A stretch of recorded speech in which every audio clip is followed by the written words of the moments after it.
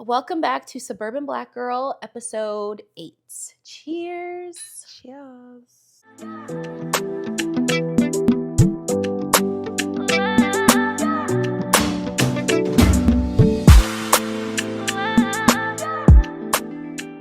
So, let's talk about, I think, just growing up in the burbs. Growing up in the burbs. How do you feel like growing up in the suburbs has influenced who you are today? I mean, I think it's going back to what we've talked about before as far as being multifaceted, but also like very adaptable. Part of that is growing up and like knowing your target audience. Yeah. And like we've been talking about, just code switching. But I think that's made me kind of like, not like a chameleon, right? Because I'm not changing who I am, but it's made me more comfortable around people of different races, different backgrounds. And I think it also makes it easier to relate to people who aren't Black, honestly. Yeah. More than anything for me, it just, yes, influenced me to just know how to be in any room and adapt to it, whatever situation I'm in. And no matter what, like staying true to who I am, but still knowing like my surroundings and my environment and, just the guardrails of like what I can do or what I can't do or what I shouldn't do. But I think for me, it's helped me a lot, especially let's be honest, working in corporate America. I think it helps me walk into a lot of situations with ease because it's like, I grew up around y'all, so I know y'all. You already know what's up. Yeah. So it's like I can play that game too. Mm-hmm. And I've learned to create and have more friends than I do enemies at work. Mm-hmm. Like, let's be honest, I'm pretty sure a lot of them think we're more friendly with them than what they really are. You know what I mean? Like, they really think we're friends. And I'm like, you're an acquaintance, but I'll make you feel like you're a friend. Yeah. But you have to. Like, you just have to learn to play that game because, let's be honest, if you're in trouble or there's talks about you, at least someone's going to let you know what's up. You know what I mean? Or they'll be more honest with you versus you just kind of feeling like you're isolated by yourself. So I think for me, it's helped me the most working in corporate America more than anything. Yeah. And I feel like that was a struggle for me at first because I'm not a brown noser. Like, I'm not good at being like, I don't even want to call it fake, but just like, if I genuinely have no interest in talking to you, then I'm not going to, or ask you how your weekend was, or honestly pretend like I like you when I don't. Because it's like you observe people and you see how they move and you know they're shady. Yeah. Right. And so for me, I just hate the like politicking of working in corporate America. It's just so against who I am and how I operate as a person. So I feel like that's been a challenge for me that I've had to learn. Right. I feel like I'm very adaptable when it comes to just speaking to people of different cultures in general, but like I haven't gotten to the point where I'm like very good at dealing with the nonsense and putting on, a smile when it's like, you're actually really shady. And I know you will throw me under the bus. Actually, you already threw me under the bus, but it's okay. I'm going to keep smiling in your face. Like, Right. I need to get better at that. No, it's tough. It says, how do you break stereotypes about what success looks like as a Black woman in corporate America? That's actually an interesting question. But what is a stereotype of a Black woman in corporate America? I think probably like the same old, like we're loud, we're aggressive. Maybe we don't know how to coexist or work together. I think just more so being just kind of combative in the work environment, not being peace, just kind of always stirring the pot, which is kind of like, well, 9 times out of 10, the stories, it makes sense. Like you guys really start little stuff. I think that's a struggle, being a woman, being a Black woman in corporate life and outside of corporate life. It's even when we have our little discussions amongst our friends, our male friends, and it's like we'll be having a healthy debate, and then it's like I get accused of being combative, of argumentative, and it's like, no, I'm just speaking assertively. And I think that can be frustrating or something to have to navigate in the corporate world. Is being a leader, you have to be assertive, right? If you're in a leadership position, you have to assert yourself. And you also, in corporate life, period, you have to advocate for yourself. But it's like when we do, we get accused of that. Right. But at the same time, I'm never going to allow myself to be taken advantage of or even like disrespected. So I just feel like I've learned, the like corporate reads, Yeah. the per my last email instead of you got me effed up, um, and keep it professional. Because at the end of the day, if something ends up in HR, they can never say that you crossed any line. But Mhm. but white people do that also. Yeah. They know how to say things in a very corporate, like almost passive aggressive Mhm. way where they will never get in trouble. And to your point, it's kind of like we have to learn to play that game also and kind of respond with that same energy in the most professional way. Right. So I feel like that's one thing, but we're not going to succeed if we don't remain assertive and advocate for ourselves. So, No, I agree with that. I think for me, I think the main thing is just like so it was interesting. So recently we had a Christmas party and I invited my parents as my plus ones. oh, really? Yeah, they actually really enjoyed it. And so I remember a lot of my coworkers were like, seeing your parents, it all makes sense now why you are the way you are. And I kind of was like, well, what the heck is that supposed to mean? What does that mean? Right. I think because it's like my parents, they do look polished, well put together. I guess they speak articulate, things like that. And I guess they could kind of see, like, oh, wow, like they do look really good or well put together. But it's still like, I wouldn't say that about your mom because I met some of their parents as well. Mhm. And it's like, I did not say something like that. But it kind of was just like, and I'm like, what? They're like, "Oh, they're so stylish. Oh, they're so hip." I'm like, "Yeah, those little words just, they fit that stereotype of what they think some of us are." Yeah. And I'm just kind of like, and I'm just like, "What the hell is that supposed to mean?" It definitely shows an unconscious bias. Like Uh-huh. you have assumptions about black people and they're kind of they're saying it without saying it that like you and your parents are, one of the good ones. Like, "Oh, you're different." Right. You know, Yeah, and I that was was like, that was literally another way to say, "Oh, now we see why you're different," mhm. which is offensive. It's very offensive. And several of them told me that. And I'm just like, it's just be that stuff, man. I'm just like, that is just so weird. Yeah. I don't know. That just came to mind when I thought of that. God, so like what was your response? Honestly, I literally was just like, I think I just like laughed it off because I was just like, what? Like it just sounds so weird to me because I don't really know what else to say besides like, I really don't care to press the issue. Like that's just if that's how you feel, that's how you feel, and it's kind of weird, but it kind of threw me off guard to where I was just kind of like, okay, like it was just interesting to me. Like I Mhm. don't really know, Yeah. but situations like that are hard for me not to like go into 110% defense mode because at the end of the day, it's like these are my parents, so like, what are you really trying to say? You know what I mean? See, me outside of work would be like, "So what do you mean by that?" But me at work, like, this is the best I'm gonna do as Yeah. far as being like, not phony, but you put it on Yeah. an act. That's the best I can do, is Yeah. more just filtering myself. Like, I'm not gonna pretend to be something I'm not, but more just smiling and nodding, Mhm. because any other occasion, I'd be like, "Tell me more." No, exactly, and that's all you can do because it's just kind of like, let them elaborate on it, it's just gonna piss you off even more because it's Right? like, "What?" I was talking to someone the other day who did not always work like in corporate life, but they've now transitioned into that and they fully just say what's on their mind and enjoy like making people Mm. feel uncomfortable. Oh gosh. But we were just talking about that too, because like they have their own personal goals that they want Mhm. to reach, and it's gonna like require in the industry they work in, it's gonna require like some brown nosing. But their approach is just making relationships with people that they know genuinely have their best interests at heart or genuinely would want to help them. And I think that's important working in the corporate world. I'm sure people that work for black owned businesses, for the most part, when it comes to this type of stuff, have a better experience, right? You don't have to worry Right. about code switching or microaggressions or unconscious bias, Right. anything like that.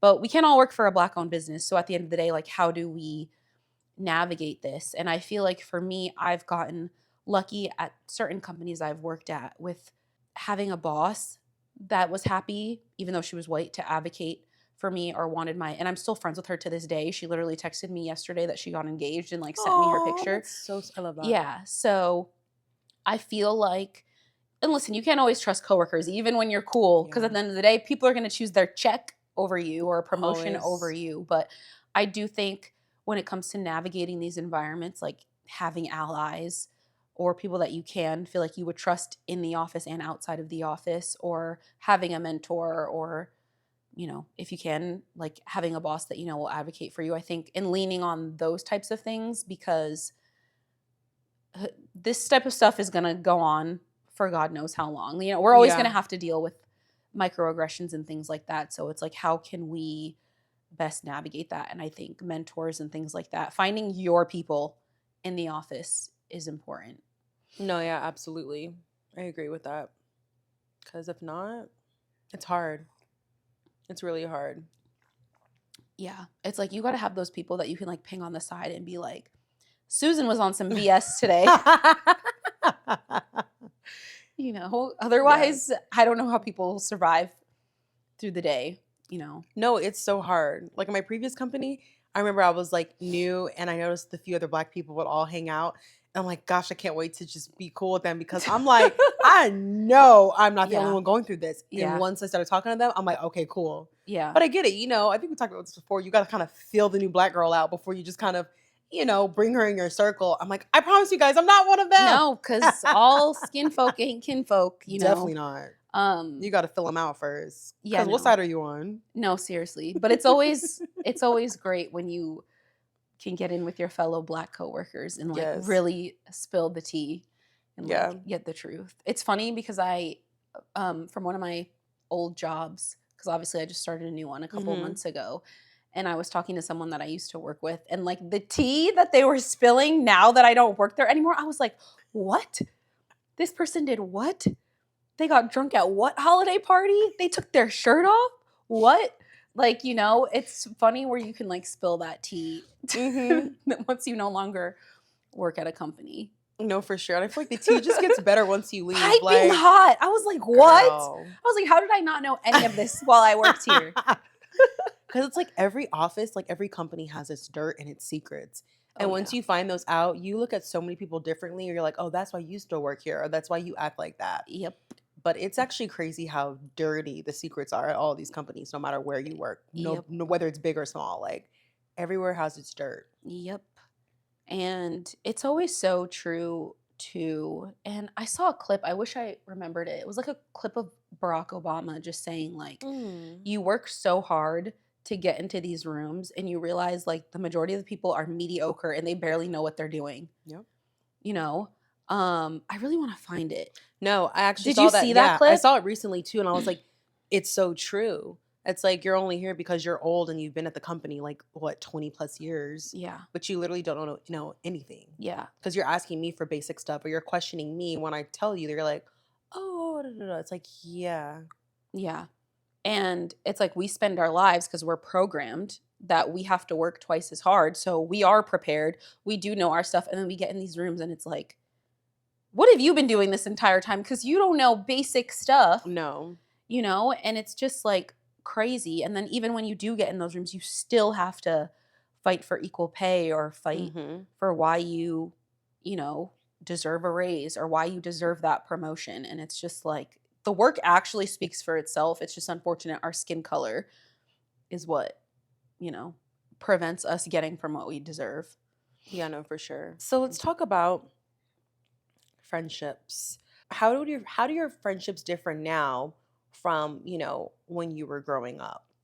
Obviously back then, more of our friends didn't look like us. Mm-hmm. But now that we're older, I think both of us have more Black friends. So kind of Mhm. like, what are those differentiating factors or things like that that you would say are different? I think honestly for me, the only thing that is different is that I do have more Black friends than I did growing up, obviously, because in my graduating class, I was one of 3 Black girls. And there was like less than 200 of us in my graduating class. Okay, you were a way smaller school. Yeah, my school was small.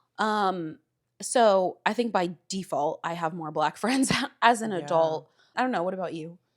I think for me, the older I am, I think I mostly do have more Black friends. I still somewhat keep in touch with my friends that I grew up with. If anything, I think it's more so through Instagram, but Mhm. a lot of them are like married with children. Exactly. Same for me. Yeah, It's like all through Instagram. we're literally like living different lives right now. Mhm. But I will say that I think it just come with evolving, but also I think living where we live predominantly, like I think it's where we go. It just I don't Yeah. know, it's easier for us to meet other black girls. I think if we were living in Austin or maybe like I don't know, Scottsdale, Arizona, Mhm. our friend group would look different. But I think living in Houston, Texas, there are a lot of black women our age that are kind of on the same wave as us, Mhm. doing the kind of same things. And I think it's easier when we meet girls that are similar to us. Yes. Um, so I think for me, like, yeah, but I mean, of course, I'm like, I'm open to whoever. It's just Yeah. kind of like where my life kind of stands with friends right now. Like, I've just learned to not be around people that I feel like make me feel like, okay, are you trying to dim my light? Because I would not dim yours. Right. You know what I mean? So people like that, I just have to watch them because they really will. Like, people will definitely want to bring you down to their level. And the second I feel that, I'm like, yeah, I'm out. Mhm. You're really tripping. Yeah. But I mean, sadly, I think the older we get, we just realize a lot of people are really miserable. And it's like we all go through shit regardless. It's just like, how do you conquer it? How do you get through it? Like, Mhm. everyone has a sad story. Sorry. We all have a sad story in some way, shape, or form. So it's just like, how do you navigate through that? You know what Mhm. I mean? Well, that and I think posting online, even posting with this podcast, but posting in general, has really opened my eyes to how miserable people are. Yeah. And I think putting yourself out there, you have to have tough skin, but it really is eye-opening how people are genuinely just miserable. Um, and also just hateful and jealous. Like they want to bring you down because you're doing something or you're trying something that they would never have the balls to do or have the gall to do. So I think that's also made it easier for me to not care. It's like, okay, you're miserable. Next. No, literally. And let's be honest, misery equals laziness. Most people that are miserable, I'm like, and you're lazy. Like, they be lazy. Yes. And it's like the thing, it's like I've learned with success, the people that are really successful, I've really watched a lot of people's journeys, and it's just like because they just don't quit. You Hmm. know what I mean? And it's like you could all achieve that if you got up instead of scrolling on your Yeah. phone, Mr. Twitter fingers. Well, yeah. And misery loves company. Mm-hmm. And hating hoes ain't happy. And happy hoes ain't hating. Literally. Yeah. I feel like the older I've gotten, the more I've realized how true that is. Because it's like really when you are happy with your life or you have your own things that are fulfilling you, you really don't have a reason to be spreading hate or being upset at what the next person is working on. You're nothing but happy for them because you feel fulfilled in your own, you know? And Yes. I do think jealousy is a normal emotion, but it's also like, okay, you have to check yourself and be like, okay, what am I working on? Or if you do admire what somebody's doing, like, okay, what are they doing or how hard are they working? What can I Yeah. do better instead of, trying to put them down.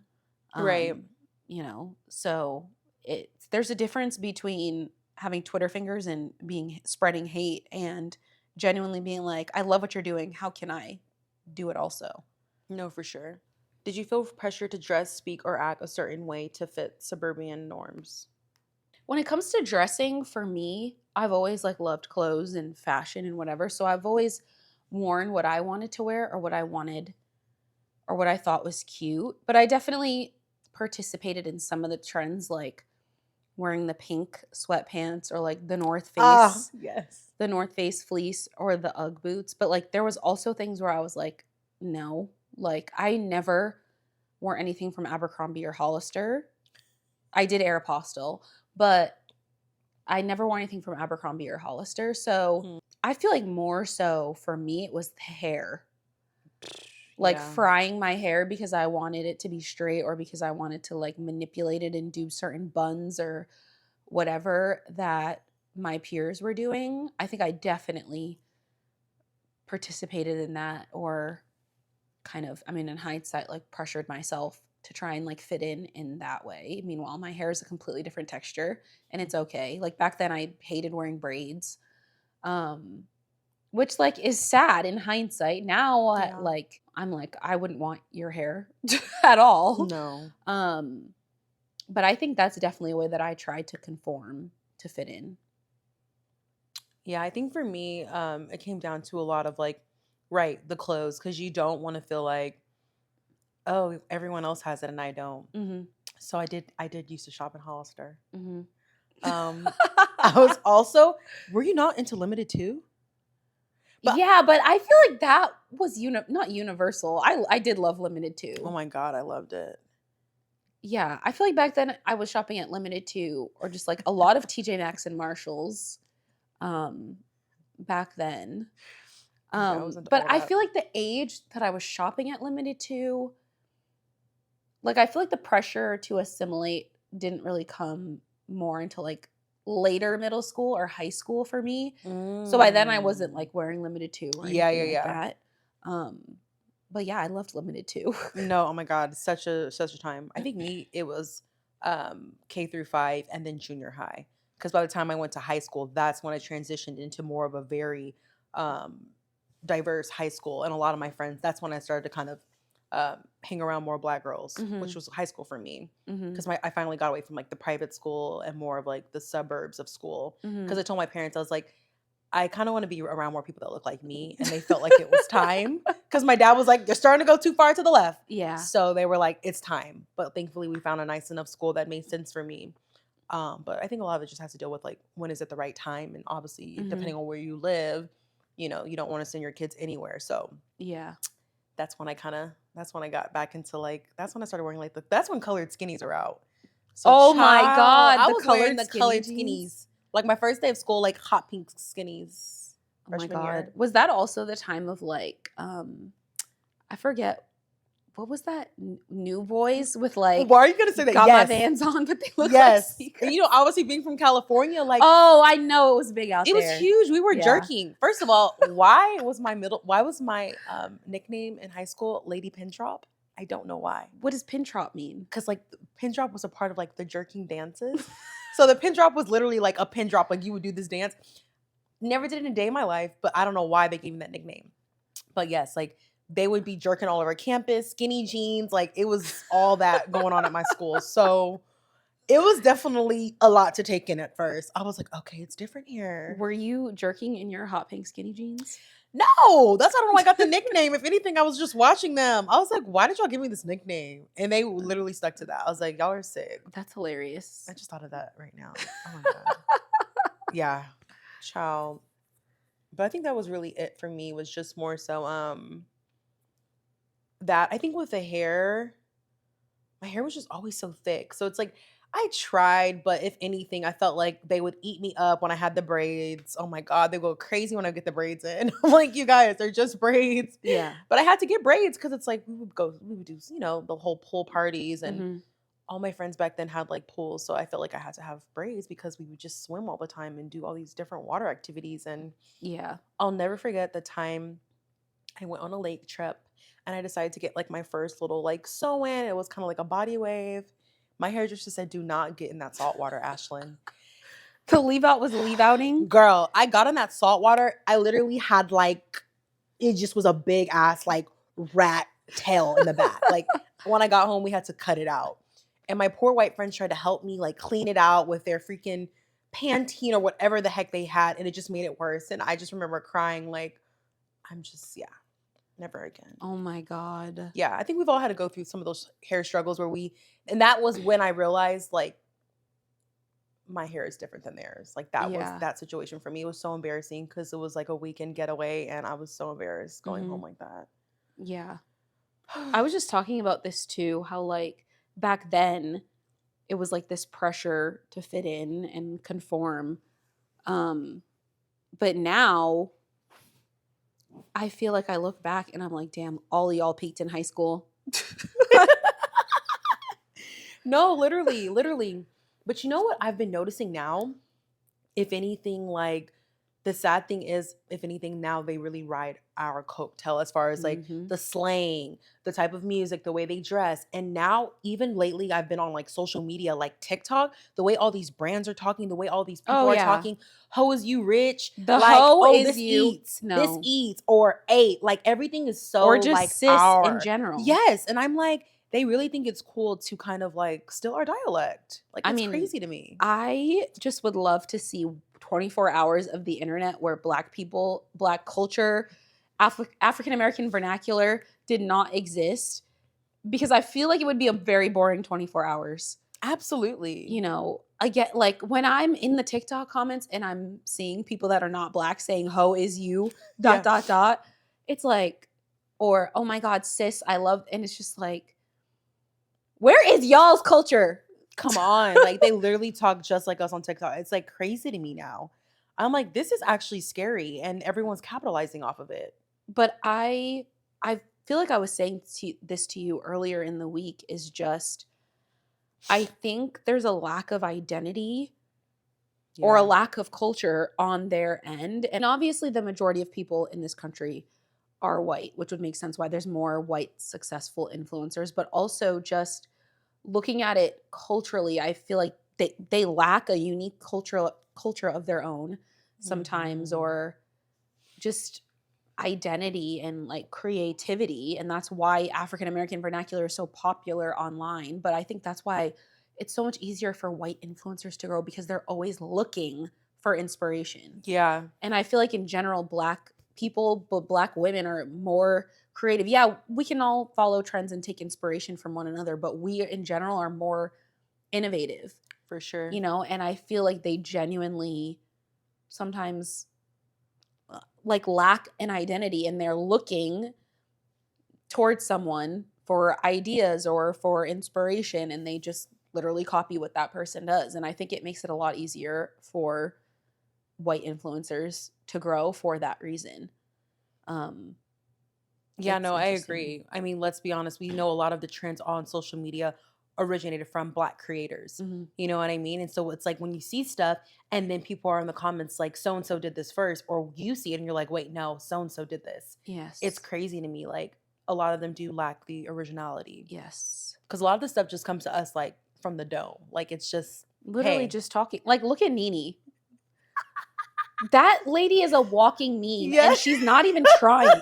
yes, She's not even trying to be funny. Like, no, I mean, maybe sometimes, but like, she's just so naturally funny. And yeah, now everything she says is a meme. And like, also, it's hilarious to me, especially when it's like Real Housewives of Atlanta or whatever. And it's like sounds that go viral and people don't even know where it originated from. true, A lot of the times, like the, today drained me. Like, I know people using that sound don't know that's Marlo from Real Housewives of right, Atlanta. yeah. Um, it's just funny the way that black people are just effortlessly funny and effortlessly create trends and Yeah. trending sounds and viral moments just by being ourselves. And I think that also goes to the fact, I don't know if you've ever seen those videos where it's like they'll go to like college campuses Mhm. and they'll go up to white people and be like, if you could be any other race, what would you be? And they all say they would choose to be white because they recognize their privilege, that they can walk around without being Mm. discriminated on.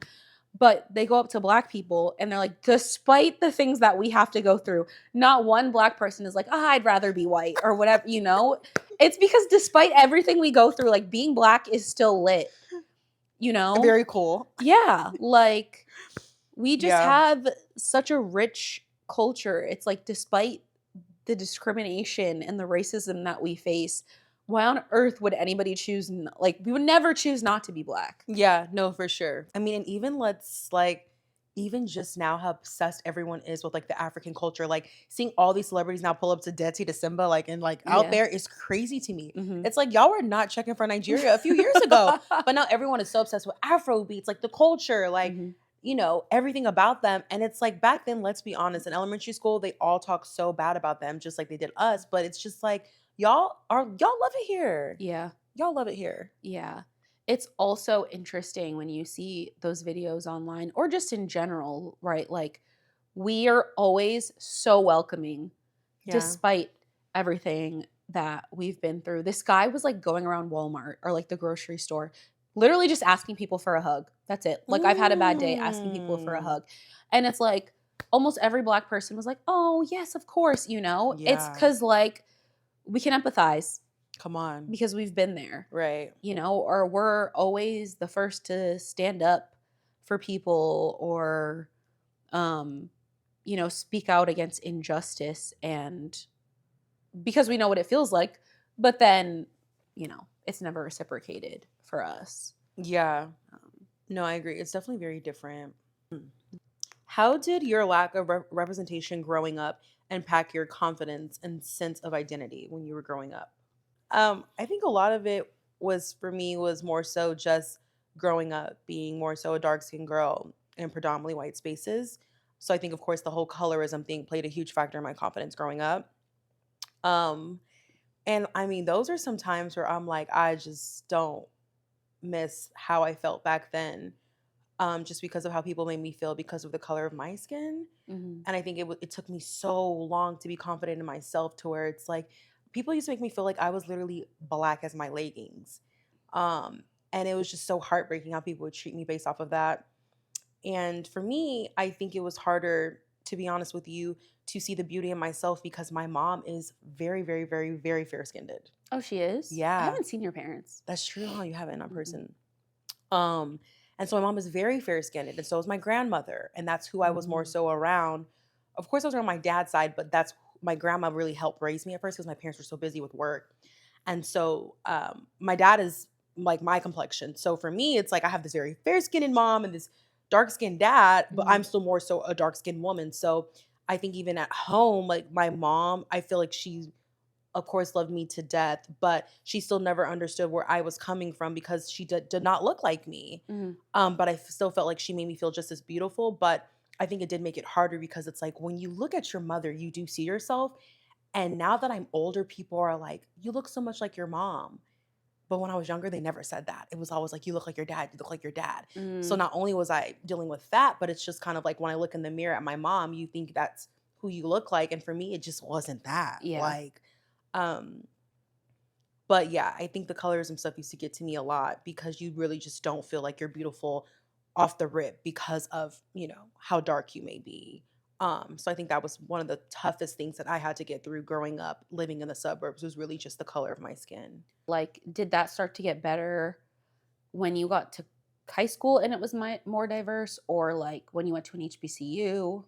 Yeah, for me it was high school. I think because that's when I really was around other black girls and a lot of people did look like me.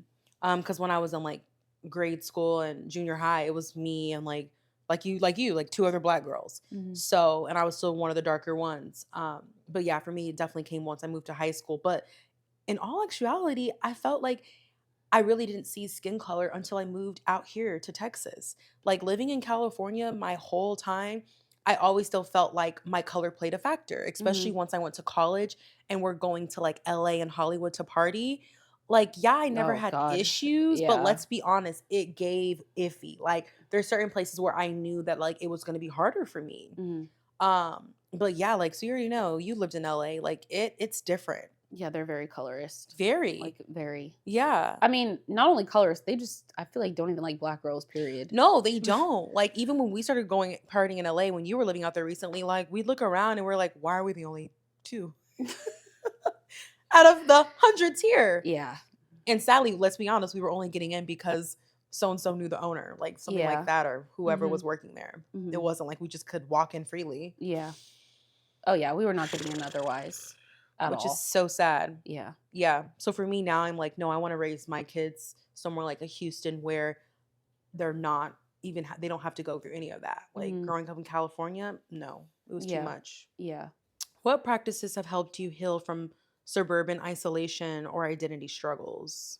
I think for me, it would be just learning to love myself, learning to love the skin I'm in.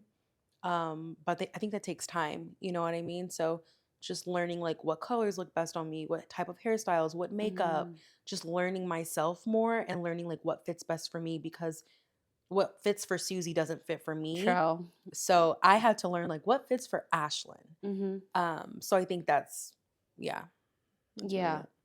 And I feel like that's an evolution too, right? Because I feel like I maybe got there, but then I also feel like it's changed in the last year, couple months, turning 30. Like, I don't like to show as much skin, or I honestly feel more Yeah. confident like not showing as much skin, or to your point, like what hair works best for me, or even like for me, I'm a B cup.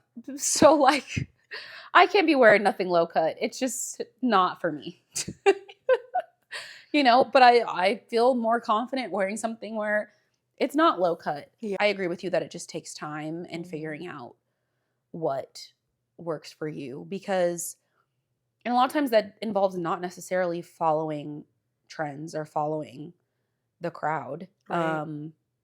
because everybody's different. And honestly, sometimes people look crazy when they're trying to wear something because it's in style, and it's Child. literally okay to embrace, "Oh, I love that, but it's just not for me."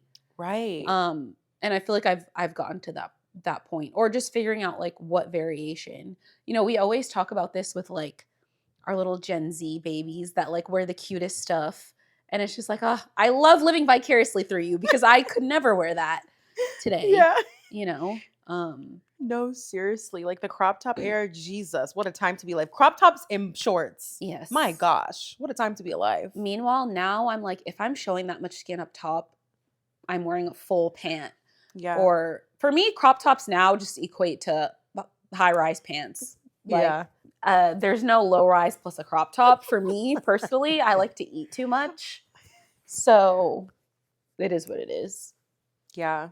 But I'm honestly loving the evolution of fashion lately to where like the girlies are putting on more clothes. Mhm. I'm like, everyone is really learning that like actually putting on a little more, but it looks so much more classy. Like even what the girls are wearing to like the clubs or dinners now, I'm like, Mhm. wow, we are really growing up, guys. Yes. And it's like whoever thought, like I heard someone saw recently a video, they were like, I just cannot believe I never thought in a day in my life I would be kind of wearing a turtleneck. But right, like turtlenecks like if Yeah. it's paired right. So I Mhm. think a lot of those trends that we never thought we would do, like we're doing, and it looks so cute. Yep. I think more than anything, I'm so excited. Like we're all in the kitten girl era. Like kitten I've been in that heels era, are you you know really me. have been.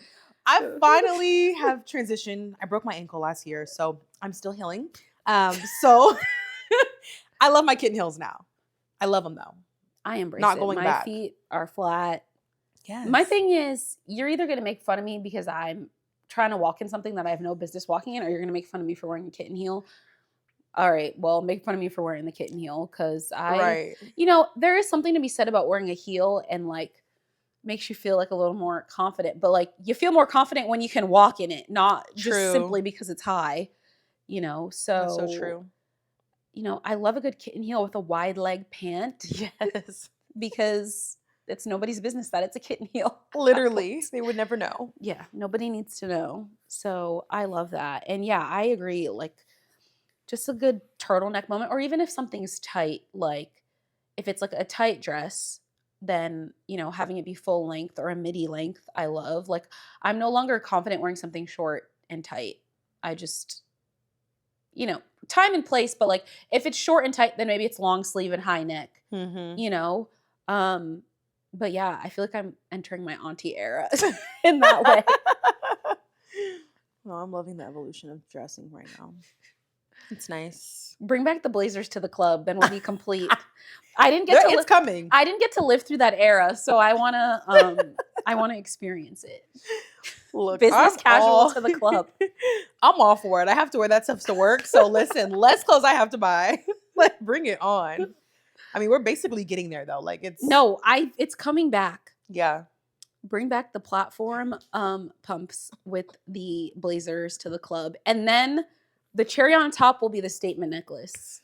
Oh, Because I yes. was like middle school when that was a trend, so bring that back while Oh my I, gosh. still maybe want to be in a club. Yeah. Too funny. What advice would you give to your younger self about self-worth and belonging? The advice I would give myself is that like you are beautiful. You're great. And honestly, just giving myself all the words of affirmation that I need. Because I think as you're growing up and developing who you are, growing up in the suburbs, it's really still hard to somewhat develop your identity to an extent just because like what you see on the daily basis is not really who you are.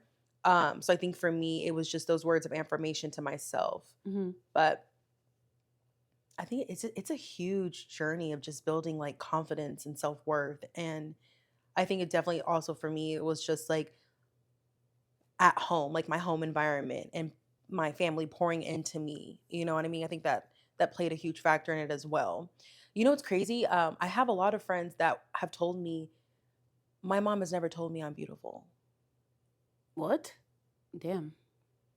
And that's deep. Like, and that breaks my heart that there are some women, got a little sidetracked, that, have mothers that have never really poured into them, that told them that they were beautiful or that you're smart, or whether it's like a dad or something, like Mm-hmm. people that don't have that growing up, it does affect you obviously as you get older, because if you're not getting that love and affection at home, you're out there getting in the streets, and we already know how that situation goes. Yeah. So I think for me, I'm very blessed to have parents that have always poured into me from birth, just, giving me all the words of affirmation and just genuine love that I needed to build the self-confidence and the woman that I am today.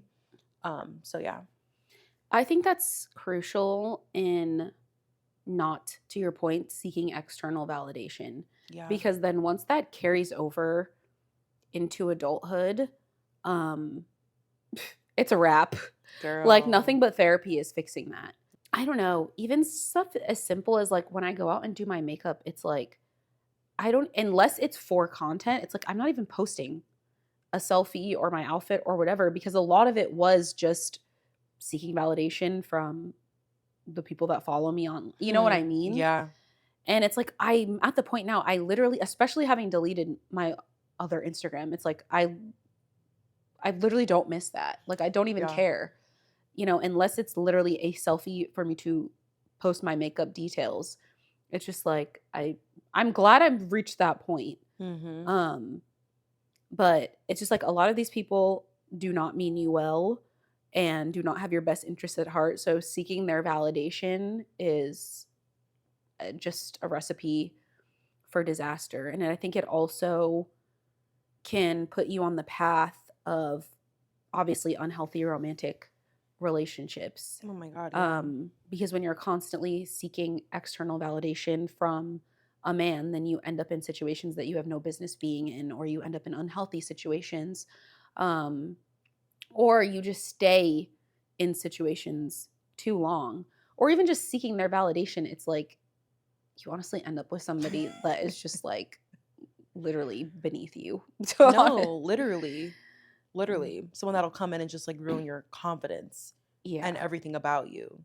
But no, definitely. I think it And plays a honestly, huge all that factor. does is give them more confidence, Yeah. that they have control over you, Right. sadly.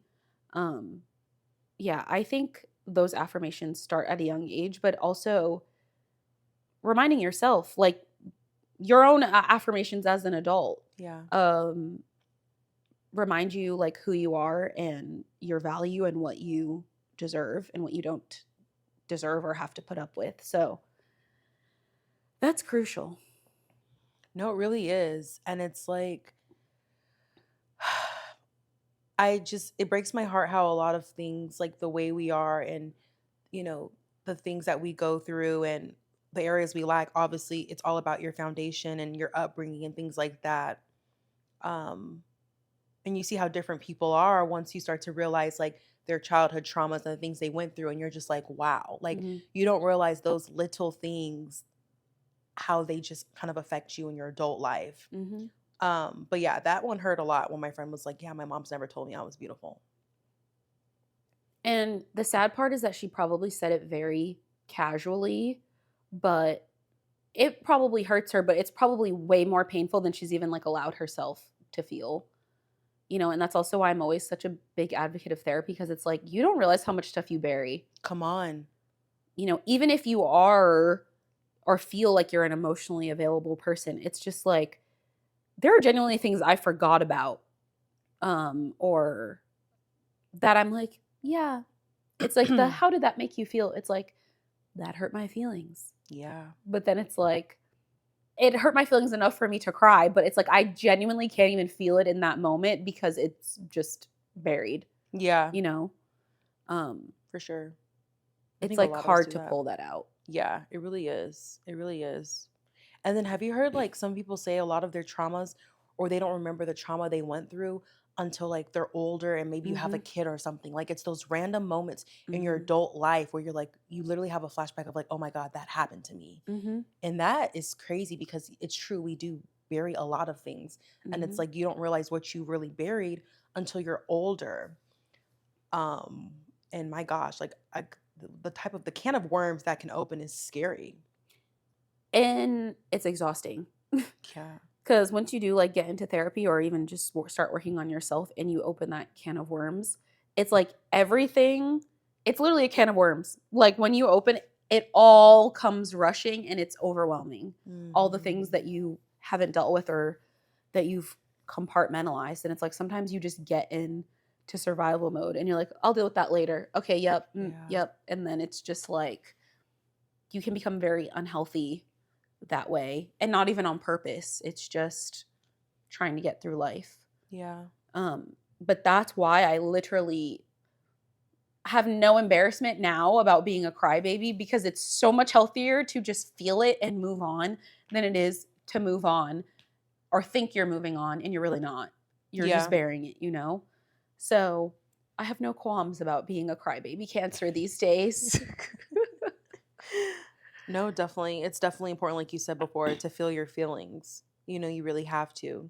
Because the more you just bottle it up, God forbid you have that blow up session in front of someone that you don't really want to have it Hmm. around, or you're obviously in a public setting, or you have it in a place that's just not a safe space once you just really break. Hmm. And for me, like, I'm like, I just don't want that to happen like that. Yeah. Like, there's nothing worse than that. Or you just take it out on someone because maybe they triggered you, but Yeah. your reaction is based off of a laundry list of things that happened Yeah. years ago that really had nothing to do with them. Right. I think that's also because you can ruin something that could potentially be a good thing that way or a friendship or whatever Right. over. And honestly, I feel like I've had that happen to me of, people can trauma dump on you about something that really at the end of the day had nothing to do with you. No, for sure. Um, For sure. Or like back to the saying of like the way someone may treat you sometimes has nothing to do with you. It's really what's going on Sometimes, with all the them. time. No, I No, just seriously, mean yeah. like it goes back to that book I was telling you about, like the four agreements, where it's like never take anything personal because how Yeah. people treat you is all about them and nothing, it has nothing to do with you. Right. Um, and I always like try and remember that too, because especially with comments or online, or even if somebody's just rude to you in person, it's like, okay, you're having a bad day or you're Yeah. having a hard life, honestly. Or, and it just has nothing to do with me. It's like, okay, God bless.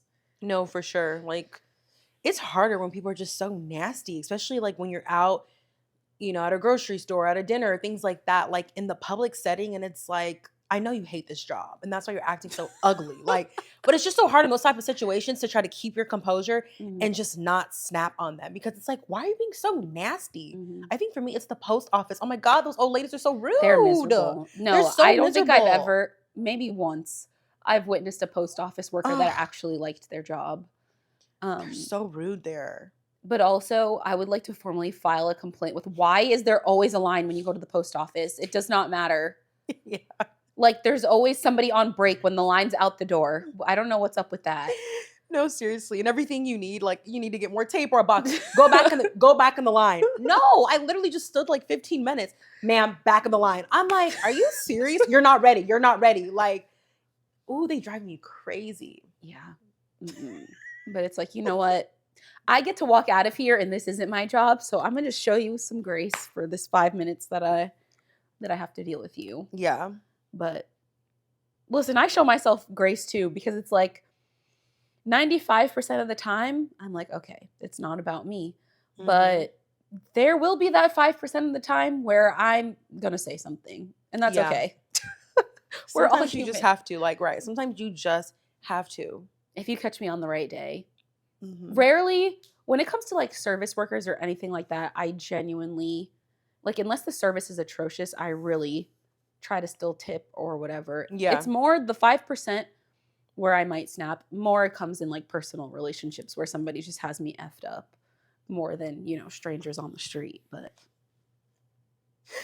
That's fair. and it's probably because they played in my face one too many times. And that's Oh, how it'd they be get like that. blocked. And that's how I get. Did I tell you I got an email the other No. day? Oh Oh, my gosh, no. You got a Merry Christmas email? no, it was literally a Christmas song, a link to Apple Music in an email. What did the subject line say? I don't think there was a subject. Child. Emails are crazy. You have to email when you're blocked. You have no Yeah. choice. So it just was a link to a Christmas song? What is the point of that? It was a Christmas song that we used to talk about. But it's like to just drop that in a link, like, put some copy on that. That's just crazy. If you expected a response, maybe should have wrote something. But yeah. Child, that looks like a spam email.